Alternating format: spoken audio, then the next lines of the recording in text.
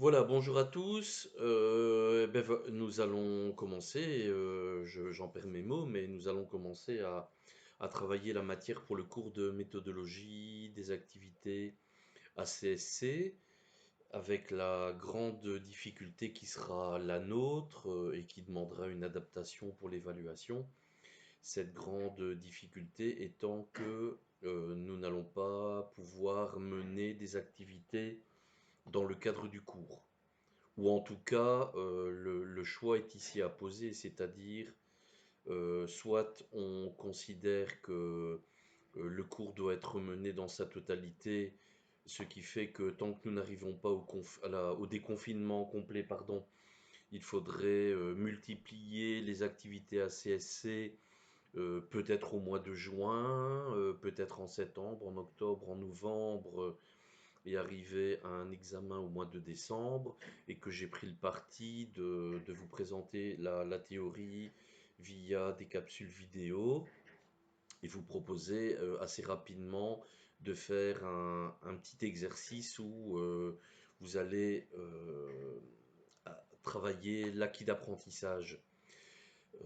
On fera ça ultérieurement, mais nous n'avons pas énormément de temps puisque vous allez devoir remettre vos travaux dans quelques semaines et vous avez pas mal de travail d'ici là, j'en conviens.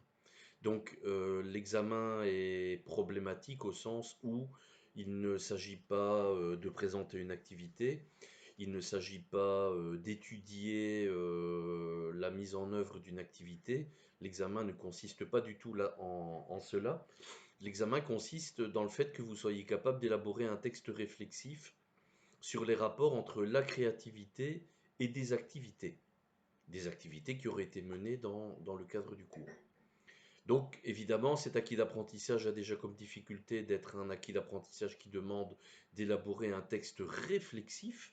Donc, on n'est plus du tout dans le contexte du cours de sociologie ou de philosophie dans lequel vous deviez a priori étudier des concepts ou les utiliser à titre d'illustration ou dans l'analyse de situations éducatives. Ici, on ne vous demande qu'une chose à l'examen, c'est d'élaborer un texte réflexif. Donc, nous allons essayer de trouver une formule qui permettra de diplômer en première et en deuxième session assez rapidement. On se rattrapera l'année prochaine au niveau des activités à mener. Et donc pour le moment, ce que je vais faire, c'est que je vais vous montrer la théorie du cours. Et pour vous montrer cette théorie relative au cours, je vais donc faire une lecture commentée de quelques textes que je vous ai envoyés normalement il y a quelques semaines. Oui, il y a quelques semaines. Ces textes ont été écrits par un éducateur spécialisé qui a une pratique artistique et qui essaie de mener des projets de création dans le cadre d'une institution pour personnes handicapées. Donc, je vais lire ce texte et au fur et à mesure, je vais faire ressortir ce que je vais appeler des composantes. Les composantes, ce seront des aspects particuliers de la création, de l'art, d'activités sportives, pourquoi pas, parce que pour moi, beaucoup de choses peuvent rapprocher clairement l'activité sportive de l'activité de création, de l'activité artistique ou d'une activité corporelle. Et comme le cours porte sur les activités autant sportives et corporelles que des activités à caractère créatif, on va considérer d'une certaine façon, ce n'est pas absolument exact, mais ça n'est pas bien grave, on va considérer qu'il y a une forme d'équivalence et qu'en tout cas, tout ça peut être lu à partir de la théorie que je vais vous présenter. Donc, vous verrez que dans le travail que vous devrez remettre grand maximum au début du mois de juin, vous aurez la possibilité de vous centrer sur la pratique d'un atelier corporel, d'un atelier sportif, d'un atelier de création. Et je vous donnerai une consigne plus précise le plus rapidement possible et vous aurez donc la consigne du travail et on fera un petit exercice par rapport à ça. Donc, je vais donc dégager des composantes. Ces composantes, elles auront une certaine description et cette description, vous allez devoir la remettre dans votre travail puisque globalement, vous allez avoir deux types de questions qui vont baliser votre travail. La première question portera sur le fait de décrire le plus complètement possible un certain nombre de composantes. Je pense que j'en demanderai 7 au moins, ou en tout cas 7 composantes. Et après, pour chaque composante, vous allez devoir essayer d'écrire un texte réflexif par rapport à la mise en œuvre d'un atelier qui pourrait être mené par un éducateur spécialisé. Donc, je ne vais pas leur donner de numéro, je vais leur donner vaguement une espèce de titre et vous allez devoir petit à petit récupérer ces différentes composantes et vous préparer à réfléchir à ce propos-là. Donc, je commence par le texte qui, quand vous l'avez reçu par mail, portait comme chiffre créa 1. Et donc, c'est l'avant-propos de l'auteur. Donc, je vais en faire une lecture commentée, hein, ça ne va pas être extrêmement vivant, mais si on s'était retrouvé en classe, je vous aurais donné la même procédure à suivre, c'est-à-dire j'aurais relevé petit à petit les composantes. Donc, voilà ce que nous dit cet auteur. Mon travail de réflexion que vous allez pouvoir lire s'organise et s'appuie aussi sur les bases d'un projet artistique, d'une pratique artistique personnelle et sur quelques expériences professionnelles antérieures au projet que je partage avec vous sur ce site. Vous avez les références du site qui sont en bas. Je n'ai pas été vérifié si ce site était encore identifiable sur Internet. J'utilise les textes qui viennent de ce site depuis 4 ou 5 ans parce que je trouve que c'est vraiment une chouette synthèse compréhensible aussi par rapport à l'art et à la créativité. La formation d'éducateur spécialisé m'a permis de comprendre qu'il ne suffit pas de simplement s'intéresser à ce domaine qu'est le vaste domaine de la pratique artistique pour prétendre à l'utiliser au bénéfice des personnes placées dans des institutions spécialisées. Donc il nous dit bien que pour appliquer la pratique artistique dans une institution pour personnes avec des difficultés particulières, voilà, il ne suffira pas de faire un atelier culinaire ou un atelier couture ou un atelier sportif si je dépasse le cadre de ce texte qui va être plus principalement centré sur les activités artistiques et les activités de création, alors que moi je souhaite vraiment rajouter à tout ça tout ce qui serait de l'ordre des activités corporelles et sportives où on peut vraiment trouver, je me répète exprès, certaines composantes. Donc voilà, il envoie un petit avertissement pour nous dire, tiens, attention, suffit pas simplement d'aimer ça et de l'appliquer sans réfléchir, il y a toute une série d'aspects qui sont à prendre en compte. Derrière l'apparence ludique de la pratique artistique se dissimule parfois, pour certaines personnes, comme un support à l'expression de souffrances individuelles ou personnelles. Je vais prendre ça comme première composante. Donc l'art, la création, l'activité sportive, pourquoi pas, peuvent être un support à l'expression de souffrances individuelles et personnelles. Vous savez comme moi que certains artistes peintres, vous regardez Guernica de Picasso, vous regardez Le Cri d'un peintre qui s'appelle Munch, vous regardez certaines œuvres de Dali, vous entendez certains morceaux de musique mélancolique, on entend effectivement que l'art peut être l'expression d'une souffrance individuelle ou personnelle.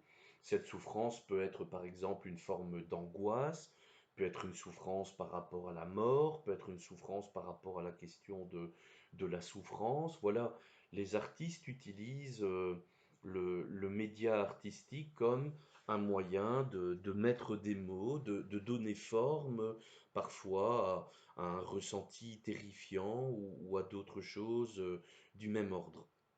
Donc on peut considérer effectivement que l'expression artistique peut être un support pour permettre à une souffrance individuelle ou personnelle de trouver un moyen de trouver une certaine expression. Ça, ce serait une première composante. Être conscient de cet état de fait me semble essentiel pour l'éducateur spécialisé en charge d'aborder cette pratique en institution. C'est également une manière d'être responsabilisé dans les projets mis en œuvre. Je vois ici une deuxième composante de l'art, de la créativité ou de la pratique corporelle ou sportive. On nous parle de l'idée d'être responsabilisé dans les projets mis en œuvre. Cette phrase, on pourrait l'entendre de deux façons différentes. On pourrait se dire que c'est une phrase qui concerne l'éducateur. Hein, l'éducateur serait responsabilisé dans le projet qu'il met en place au niveau artistique. Moi, j'entends depuis toujours cette phrase principalement du côté du résident. C'est le résident qui va être responsabilisé au moment de participer à un atelier artistique, à un atelier sportif, à un atelier corporel. Je m'explique. Imaginons que dans une institution, on apprenne à des enfants à faire des techniques de dessin. Par exemple, on pourrait apprendre à des enfants à faire la tête d'une certaine façon, les bras d'une certaine façon, le tronc, les jambes, voilà, d'une certaine façon. Quand ces techniques ont été données, un enfant, à un certain moment, ben, quand il va se mettre, lui, à dessiner son premier, son deuxième, son 10e bonhomme, ou quand un enfant aura appris une technique pour jouer au ballon, jouer au football, et qu'il aura suivi des entraînements, eh bien cet enfant, il aura à un certain moment son style. Il y aura quelque chose de lui qui passera dans cette action. Ce que je veux dire en suivant cette phrase, c'est que immanquablement dans l'activité de création, dans l'activité corporelle ou dans l'activité sportive, il y a toujours quelque chose qui revient à celui qui en est l'auteur. Si je devais prendre une agrafeuse, je réfléchis comme ça des exemples qui me viennent.